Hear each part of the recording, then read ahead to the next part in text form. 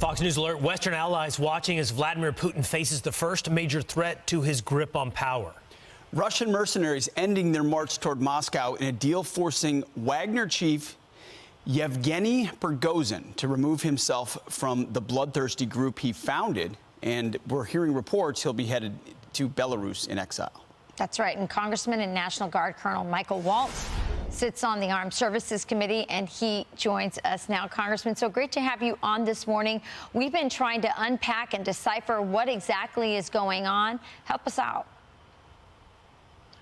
Well, there's a couple of things I'm watching very closely, guys. One is you notice that Prigozhin was being cheered like a rock star as he left Rostov. And I think it's important to appreciate that he is widely viewed as the only the only real leader that was speaking out for and fighting for the common Russian soldier that has been fed into this meat grinder in Ukraine, that hasn't had the equipment, the arms, the ammunition, the support that they needed, and calling out the corrupt Ministry of Defense and generals and oligarchs, all who stood to benefit from Russia taking Ukraine. So he's seen as kind of a Robin Hood figure. What is unclear is how broadly that message has gotten out with all of his online videos and name and shame of the Minister of Defense, Shoigu, and Gerasimov, the Chief General. And that could serve as a very powerful kind of foil for Putin. That could serve as a scapegoat for Putin. So I'll be watching whether Putin launches kind of an anti-corruption campaign or starts to clean house in his Ministry of Defense and make them the scapegoat for their failures so far.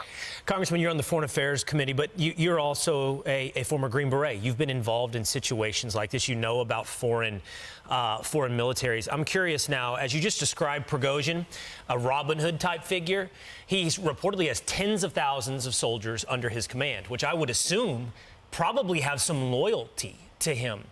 So can we just assume those soldiers, he goes to exile in Belarus and those soldiers become good old Russian soldiers under the command of the Department of Defense? Or is this now something that not only compromises the Russian attempts to win in Ukraine, but also maybe the seed for insurrection and a second attempt at a coup in Russia? Yeah, that's a great point, and that's what I mean by it. It's unclear how broad this message and this discontent across the Russian military has spread. I don't expect to see these soldiers just meld into the Russian military. They were mercenaries. They were paid better. They were trained better. They were equipped better than the average Russian soldier. But it's a real loss of capability for Putin, not only on the front lines there in Ukraine, but around the world. Wagner was used in Africa, in northern Africa and Libya, down in southeastern Africa, where they have been seizing control of mines, in Sudan, in the issues that we've seen there, but also in Syria. So, Putin is in a real rock and a hard place on this one in terms of losing that capability because they were non-attributable.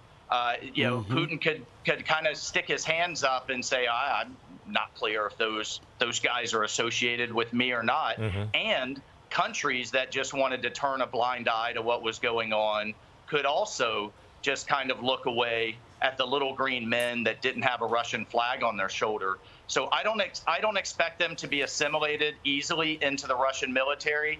But at the same time, Putin needed that capability not only in Ukraine but around the world. And it's going to be a real loss for him if he can't find an easy replacement. Very interesting. Well, Congressman Waltz, thanks for joining us this morning. Great insight. Great insight. Okay, thank you so much. Thank you. I'm Steve Ducey. I'm Brian Kilmeade. And I'm Ainsley Earhart. And click here to subscribe to the Fox News YouTube page to catch our hottest interviews and most compelling analysis.